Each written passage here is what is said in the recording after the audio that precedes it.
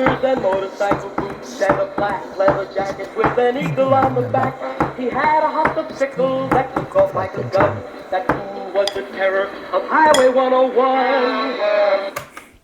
Hey, here we are for another episode of Steel Steeds Motorcycle Magazine.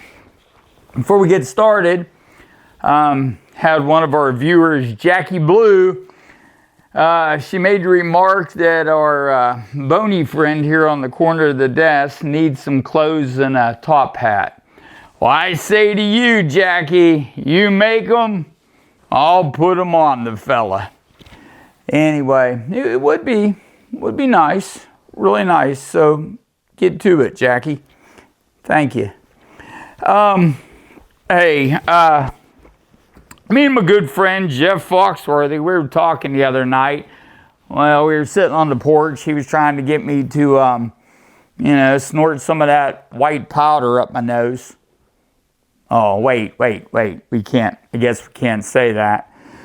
Especially since I don't know Jeff Foxworthy and we have no proof that he snorts white powder up his nose. Well, other than the fact that he hangs around that Ron White guy. But anyway, Jeff Foxworthy does that thing, you might be a redneck if. And I started doing for some of the magazines I wrote for, well, in particular, Walneck's Classic Motorcycle Magazine, Buzz and Pixie Walneck's Magazine, salt of the earth people. I can't say enough good about Buzz and Pixie Walneck. But I started doing a thing, you might be a biker if. I'm going to run some of them past you, and I hope they make you laugh. You might be a biker if you can identify 7 different types of bugs by taste alone.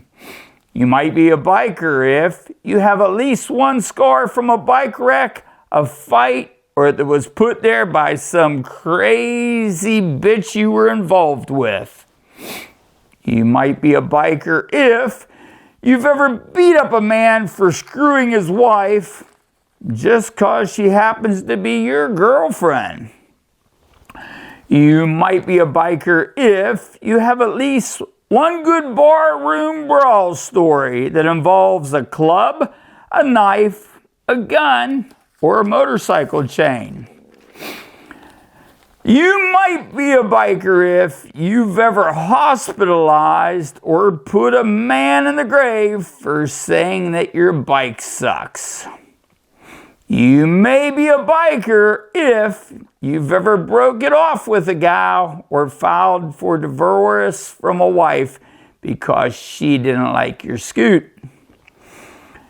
Man, as many times as I've been divorced, you'd think I'd be able to say that word a little better. You might be a biker if your idea of a cell phone is that coin-operated number that sits in the middle of the holding cell at your local county jail. You might be a biker if one of your children or one or more of your pets is named Harley. You might be a biker if you ever used 50-weight motor oil for personal lubricant. And you might be a biker if you've watched 9 or more episodes of Steel Steeds Motorcycle Magazine. Are you laughing your ass off rolling around on the floor? I sure hope so. But anyway, I want to run across, because I think a lot of people, especially a lot of newbies, kind of don't understand a lot of biker terminology and biker slang. A lot of them probably don't understand the newbie thing, although I think a lot of people use the newbie thing no matter what hobby or profession they're in. And there's nothing wrong with a newbie. There's nothing wrong with a wannabe. A newbie, he's new to our lifestyle. He has some learning to do, and hey, give him a hand, help him out, teach him. Don't ridicule him for not knowing everything. And don't be a son of a bitch to him because he doesn't have 20 years of riding under his belt. Help him out. The wannabe, same deal. If he really, really is going to put forth the effort to be a real biker, lend him a hand. Help him. Help him become that biker that he wants to be. As far as posers, I have no time for posers. That's the guy that he knows nothing about being a biker, and he doesn't care about knowing anything about being a biker. He just wants to pretend.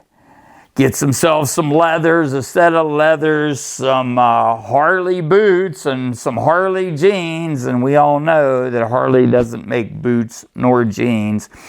But he gets those, and he trailers his bike down to Bike Week in Daytona and puts it alongside the main drag, and he poses by that bike. He might not even run it a mile, but he poses by it. He's a poser. Ain't got no time for posers. But some of the terms, the common terms that some of the new guys might not ever heard of, or maybe heard of and didn't really want to, ask what they mean, are things like a split tail, okay? Hard belly also falls in that category. A split tail and a hard belly are two terms for a woman. Now, of course, National Organization for Women probably wouldn't, they wouldn't appreciate either one of those terms, but hey, they're really terms of endearment. And a hard belly, she got a hard belly. World of bikerdom, we don't really figure that, guys are supposed to have hard bellies, or it's it's not something that we strive to have all that much, and we sure aren't supposed to have split tails. You can figure that one out. A cage. A cage is any four-wheeled vehicle. We're not talking like quads, off-road quads. We're talking cars, trucks, pickup trucks, that sort of thing. That's a cage. Let's see here. Raisin pie. Raisin pie is just what it sounds like. Some people think it's some code word for something, but it's just raisin pie. I come from Pennsylvania. We eat a little better than, eating raisin pie. I always thought making raisins out of grapes was a stupid thing to do to a perfectly delicious grape. But raisin pie is a real thing, and it's a biker thing. Your old lady.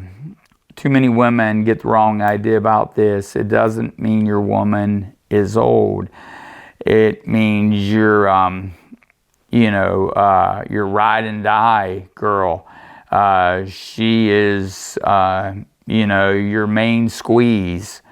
Really the love of your life, but a lot of bikers have a hard time expressing their feelings in those type of ways. So they call her their old lady.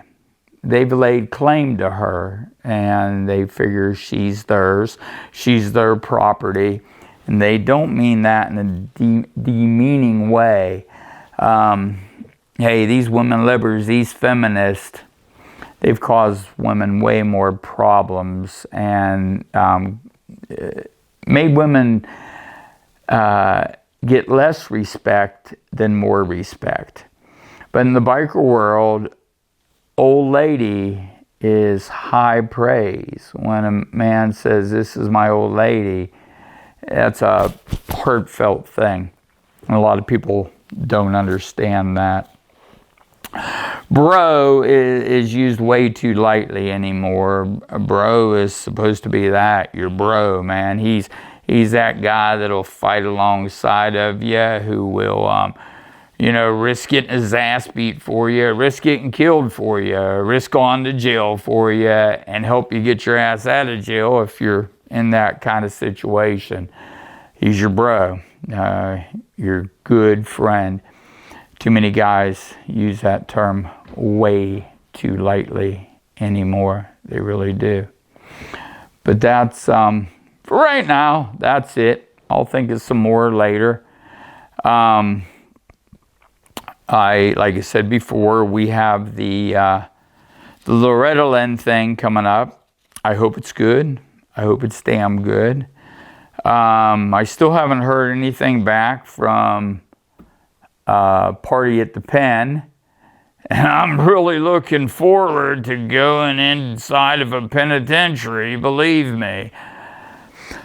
But I am, if I can get press passes, I am looking forward to it, because a little video I watched on it, they seem to have some really sweet bikes, bikes the way they are supposed to be. No bullshit, no, the $8,000 stereos on them, no ugly fairings on them, just cool choppers and bobbers. And so I'm wanting to get, there, but I will not pay $40 a piece. That'd be $80 for me and Dimples to get in. It's just not going to happen. That sets a bad precedent. It's not that I'm a cheap ass and I won't throw out the $80. It just sets a bad precedent. If I do it, then they're going to expect it all the time, and they're going to expect it from other media people. And we've never had to pay to go to events before, and we're not about to start now. There's a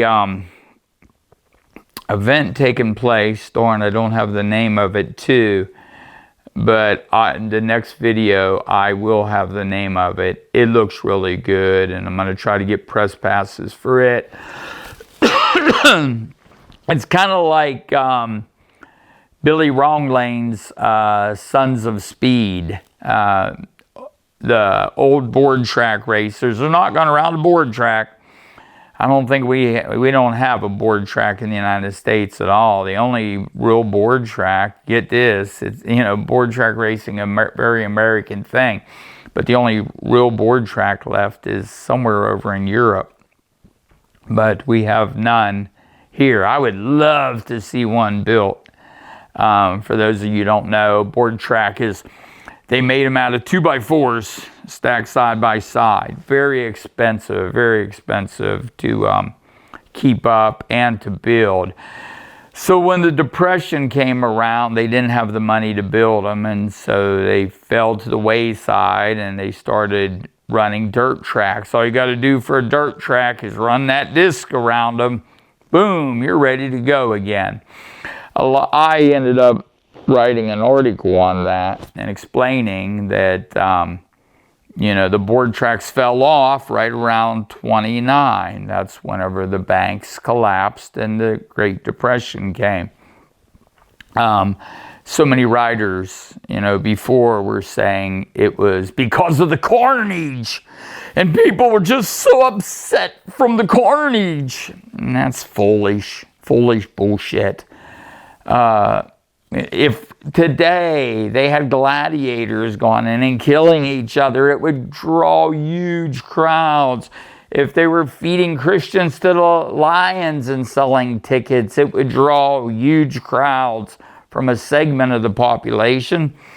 Violence and carnage have never been a deterrent to ticket sales. I've seen guys go to oval track races, and guys and girls, just to see the wrecks, and they're waiting for a wreck. That's the truth of the matter. You might not like it, but that's the truth, and that is human nature to some people. But that's about all I got. I hope you got a little bit of a chuckle out of my you might be a biker if. And, hey, Jeff Foxworthy, don't take me to court, man. I know you've been saying that you'd like to get a hold of my elaborate grand studios here in Morgan County, Kentucky. But, you can't help, me thinking you might do a little bit of the white powder hanging around that Ron White guy. We all know he might, you never know. But, No, seriously, I'm just joking. I have no proof that either Ron White or Jeff Foxworthy do white powder, and I really, really love their Blue Collar Comedy Tour. I'd like to see it on the road again. I know all those people whined, oh, they're racist, they're racist. And that's one of the reasons I loved it, is because it made those people cry their foolish cry. But hey, take care, everybody, and we'll see you next time on Steel Steeds Motorcycle Magazine, the YouTube channel for real bikers who ride real motorcycles.